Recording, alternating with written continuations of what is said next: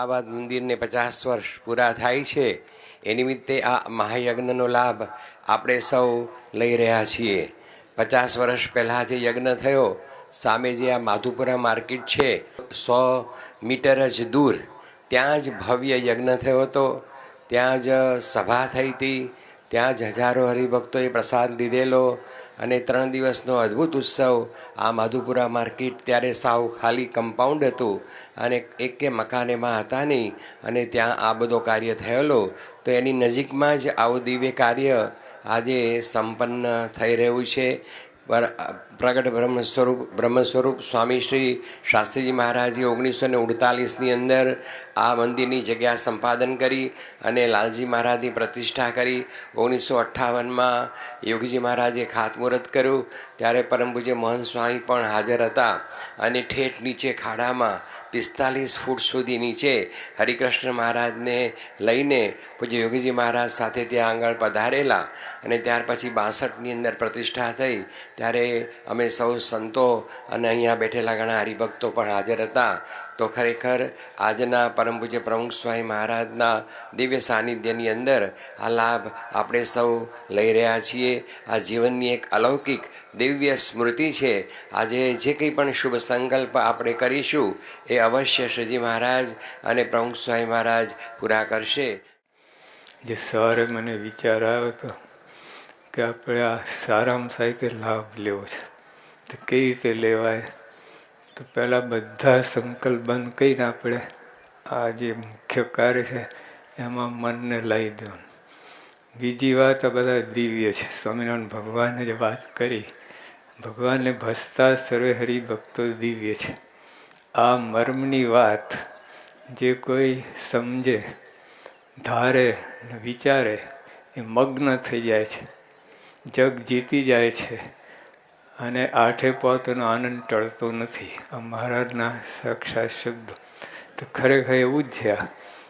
આપણે આવીને ખાલી બેઠા અને એમ જતા રહે એવું બધું નહીં. આ ખરેખર આજે હમણાં પૂજી સરસનભાઈ વાત કરી, આ દિવ્ય વાતાવરણ છે. આ ભગવાન સાક્ષાત બિરાજમાન. અને હમણાં સ્વામી બાપાએ વાત કરી કે શાસ્ત્રીમાં યોગી બાપા પણ પ્રગટ બિરાજશે. એમ આજે આ યજ્ઞનો હેતુ એવું છે. આ મહાયજ્ઞ છે, ખાલી મહાયજ્ઞ નહીં. એમ કે અહીંયા કદર બધાની જ કરવામાં આવી છે. જે કંઈ આ સ્પેશિયલ યજ્ઞ અને કંઈ બીજો કોઈ હેતુ જ નથી.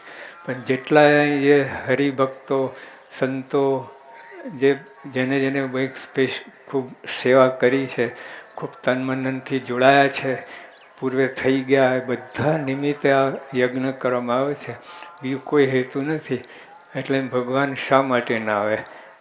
આ યજ્ઞ હમણાં જ બીજો સુતી પ્રકાશ સ્વામી વાત કરી, બહુ જ વિશિષ્ટ છે કે આવો બ્રાહ્મ મુહૂર્તમાં યજ્ઞ શરૂ થાય, કદાચ આ પૃથ્વી પર પહેલો હશે.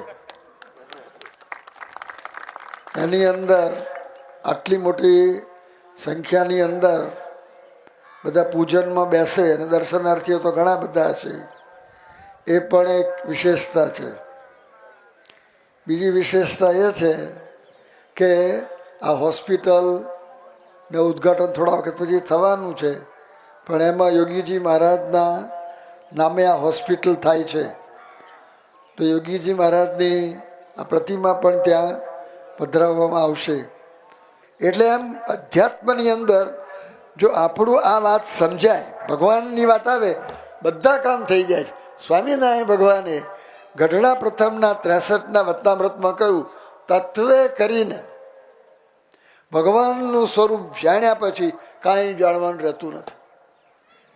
પણ એક બીજી અદ્ભુત વાત કરી છે, એમાં જ તત્વે કરીને ભગવાનનું સ્વરૂપ જાણ્યા પછી કંઈ કરવાનું રહેતું નથી.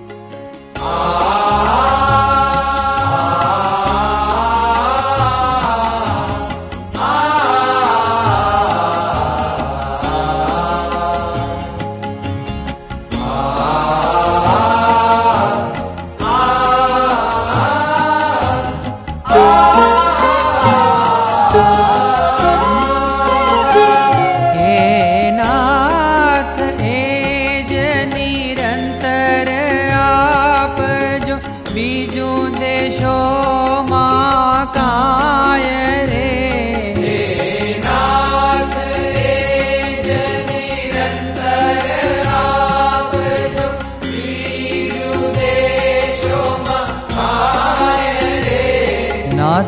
प्रार्थना प्रेमानन्दनी धरजो उर हरि राय रे।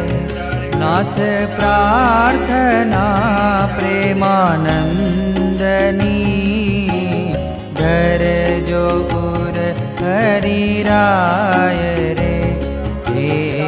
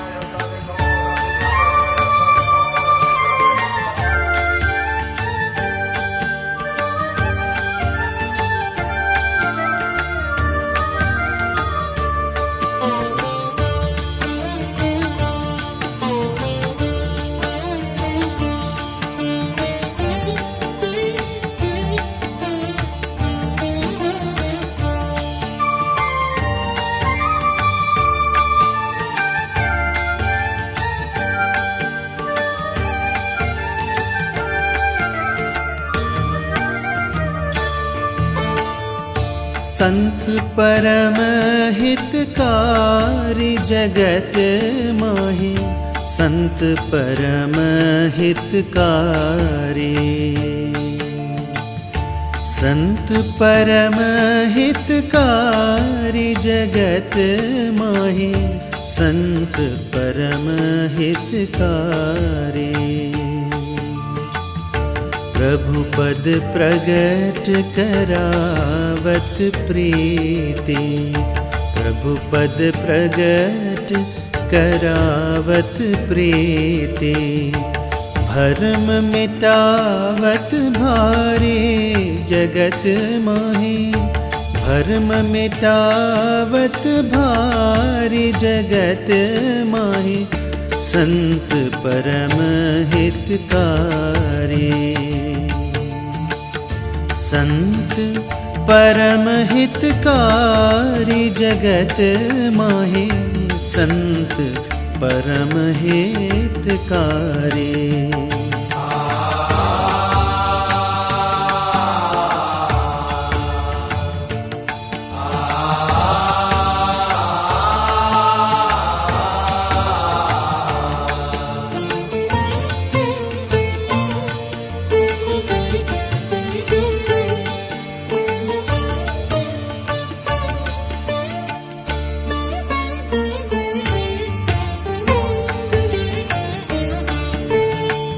परम कृपालु सकल जीवन पर। परम कृपालु सकल जीवन पर। हरि सम सब दुख हारी। हरि सम सब दुख हारी जगत माहि। संत परम हितकारी। संत परम हितकारी जगत माहि। संत परम हितकारी।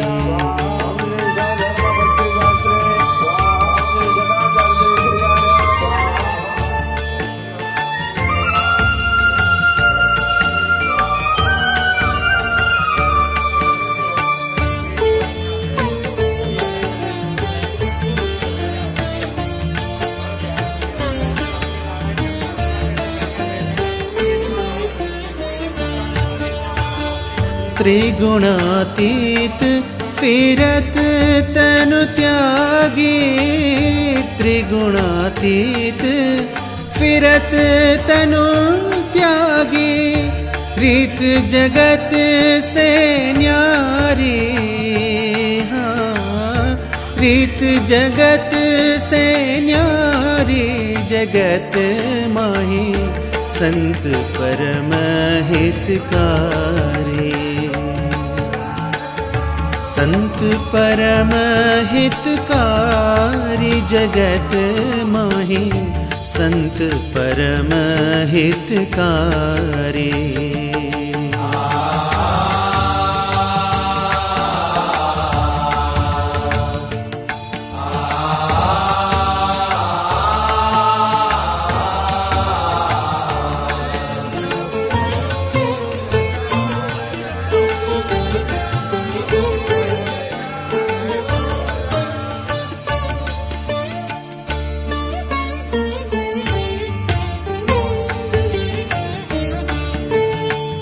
ब्रह्मानंद कहे संत की सोबत, ब्रह्मानंद कहे संत की सोबत, मिलत है प्रगट मुरारी,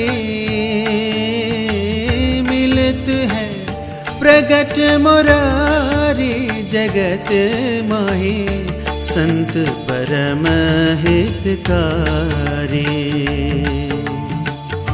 संत परम हितकारी, जगत माही संत परम हितकारी। प्रभु पद प्रगट करावत प्रीति, प्रभु पद प्रगट करावत प्रीति, भरम मिटावत भारी, भरम मिटावत भारी, जगत माही संत परम हितकारी, संत परम हितकारी, जगत माही संत परम हितकारी।